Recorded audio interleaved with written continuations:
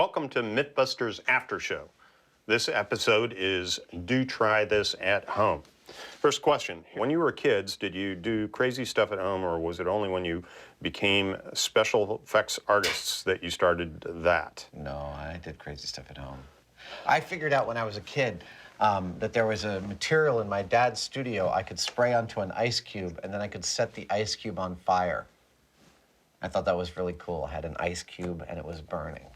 You know, it's funny, I got emailed by a kid that was in my neighborhood when I was growing up, and he's, you know, got a family and all this kind of stuff. He was like, he was tickled to see me on the TV, because especially given what we were doing, he and I had our first experience with firecrackers at that time, and because we'd gotten a hold of some, or his brother got them, or I don't remember what, but we were running around like, you know, setting those things off and everything. It was funny to hear from him. I do recall that putting them in a marshmallow and setting them off makes sticky stuff in your sister's hair. I also figured out that it's really hard to hide the sound of a bottle rocket when you've lit it off in your chest of drawers. Yes. Next question, why do you think the metronomes didn't work? I actually think that had to do with unfortunately, how inexpensive the ones we bought are. I think we spent the beginning talking about the low manufacturing tolerance, and I think that in the end, the manufacturing tolerance was way too low. Shut up. This is the biggest fail we have ever achieved. Well, and to be fair to those, they weren't manufactured to be so precise, to be in sync with each other exactly. There is a certain also cadence. Their weight. I think it also has to do with the amount of weight they're bringing to bear into the thing. I think the bigger, more the wooden ones that are more like $50 a piece, we couldn't afford 200 of those for this episode. I think they do have more weight in the mix, and they're more precisely built. Yeah, but the little ones probably would be fine for, you know, you buy one and you know, sing Totally or fine whatever. for a musician, just not for doing big experiments like this. Yeah. Next question. That bath plug chain thing was cool. Totally hypnotic, and for me, one of my favorite high speeds. Totally. What do you guys think?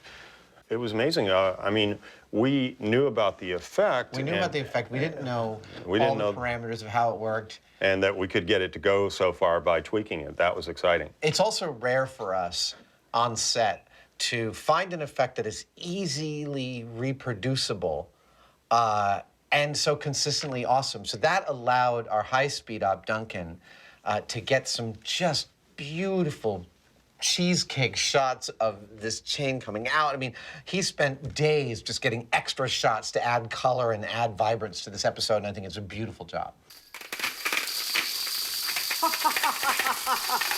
Wow! That was amazing. Okay, next question. Did you think that the soda bomb story was safe to try at home when you started? No. We always started out with it saying, we should show people why they shouldn't do this at home. Yeah, the thing was that what we didn't know or what we hadn't done up to that point was quantify it. You know, we knew that it was a bad thing, you know, that based on our having done it before, that it was loud enough and violent enough that it had to be bad. But this time we went in and measured it and, you know, tried to, you know, show what damaging effects it could have. So that's what that was about. We got some lacerations here. Maybe some broken fingers. Yeah. We got a compound fracture in the finger. It's going to be part of what ruined your day, although you won't be able to hear anyone tell you about how stupid you just were. Next question. What other experiments did you consider for this story? We had a whole list of experiments for this story. I'm not sure if we're going to list them right here, because it's hard for me to call that list back up. There was one that I wanted to do, which was powering an MP3 player solely with lemons. I think we did the math and figured out it would take like 400 or 500 lemons to actually generate enough power, but it's something that I've always wanted to do. We will do it if we do another one of these Do Try It at Home episodes. Okay. Microwave water. Yeah. That story goes viral every couple of years and has always struck me as odd. Us too. I mean, this is one where we started out this one going,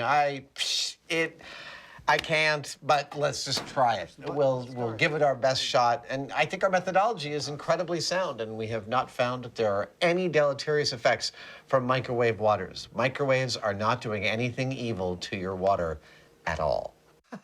Look at that. The microwave boiled water is outgrowing everything else.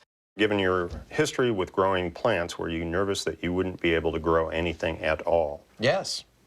Yeah. I mean, trying to grow plants in this shop is difficult because sometimes we leave for a couple days at a time. We chose specifically the plants that we did because of their hardiness and because of their ability to grow fast. We wanted to see results. Yes. Last question. Where is home for you? In the San Francisco Bay Area. Beyond that, it's on a need-to-know basis. Yes. Jamie lives in a special cave several floors down under a military silo. Bye, guys. Thanks for joining us. See you next time.